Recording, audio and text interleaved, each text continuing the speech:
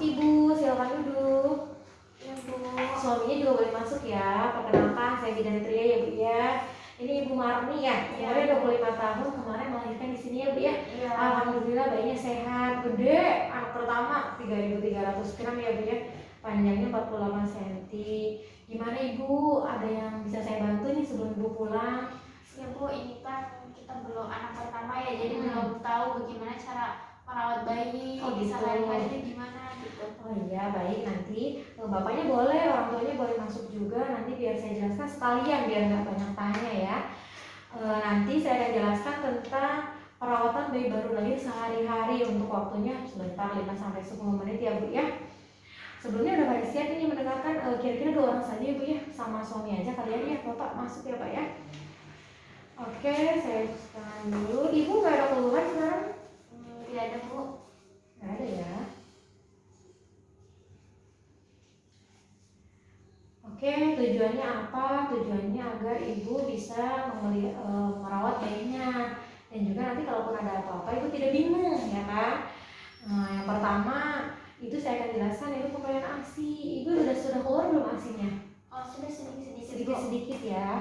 Nah, bahwa makanan terbaik untuk bayi dari baru lahir sampai 6 bulan itu ASI ibu, dan sebaiknya diberikan eksklusif tanpa pemberian makanan apapun, tanpa air wijen, tanpa madu ya, nggak boleh sama sekali ya.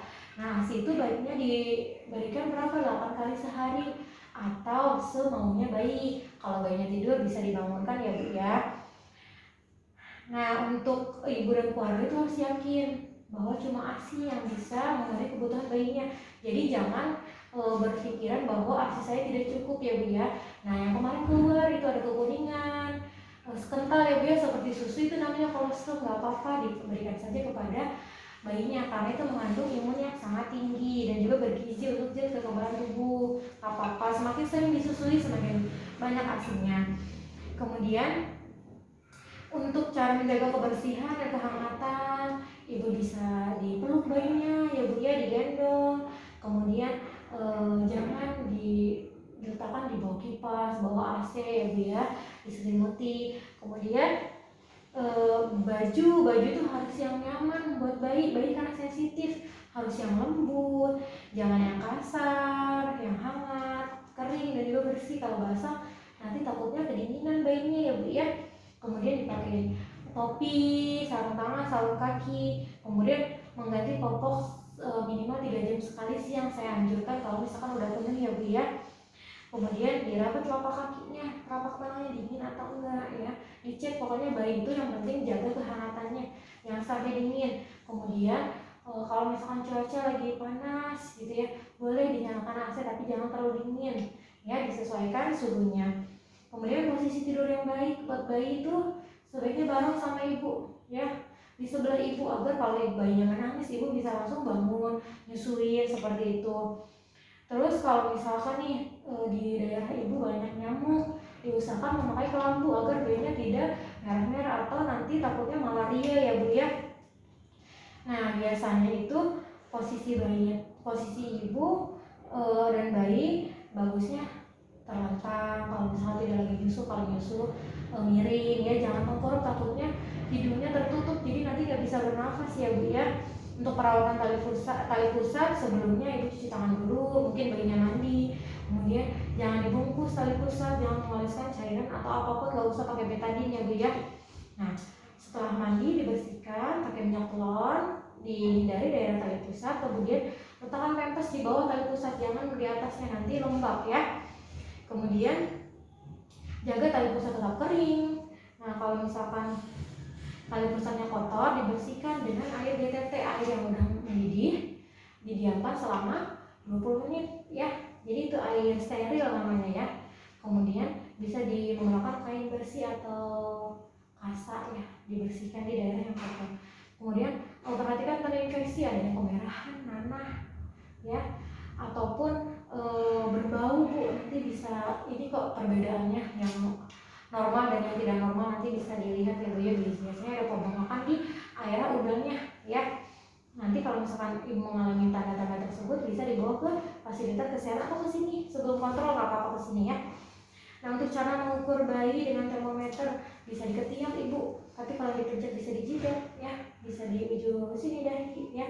Yang paling bagus sih di ketiak biasanya. Sebenarnya bisa sih di dubur, cuma takutnya menyakiti ya Bu ya.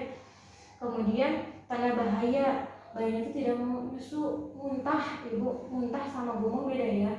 Kalau gumoh itu tidak ada tanda, tidak ada apa ya, tidak ada tarikan langsung keluar. Kalau muntah tuh kayak dadanya agak ketarik ya Bu ya, kemudian kejang.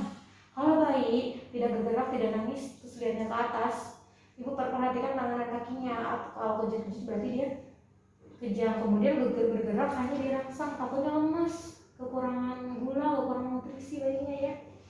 Nafasnya dilihat dari dadanya ya, apabila lebih dari 60 kali, normalnya 60 kali ya, walaupun suka agak cepat ya kalau bayi. Kemudian nafas lambat kurang dari 30, normalnya itu berarti 20 sampai 30 ya, seperti itu. 30 sampai 60. Jadi kalau di bawah 30 lambat, di atas 60 berarti itu cepat ya Bu ya. Kemudian ada tarikan dindingnya ke dalam, kayak apa sih? Ketarik itu, dekok. Dekok apa sih Bu? Kayak melengkung ke bawah seperti itu. Kemudian merintih nangisnya itu, adanya demam di atas 38 ataupun kedinginan di bawah 36, ada nanah banyak di mata, bayinya susah melek seperti itu, kalau pusat kemerahan, diare itu nggak ada ampasnya, cair, bisa berkali-kali gitu ya, seperti itu. Terus ada kuning pada kepala, dada, tangan ya, biasanya kurang dijemur karena kurang ASI. Nah nanti apabila ibu mengalami hal tersebut ataupun salah satunya, ataupun ibu hanya ingin memastikan nih, kok saya curiga ada tanda bahaya, memastikan langsung datang ke tenaga kesehatan seperti itu. Apakah ada yang ditanyakan Ibu? Belum ada Bu. Ya paling nanti saya evaluasi ya Bu ya, apa yang saya jelaskan di pertemuan selanjutnya kontrol 1 minggu ya.